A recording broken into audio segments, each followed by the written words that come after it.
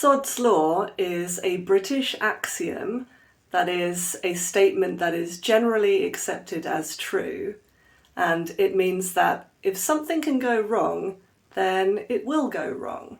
So let me just give you an example.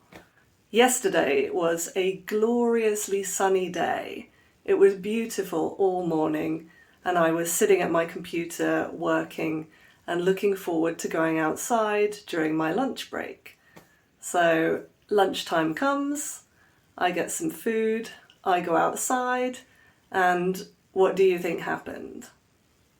Within 2 minutes, the sky had completely clouded over, there was not a ray of sunshine to be seen, and it continued like that for the whole of my lunch break.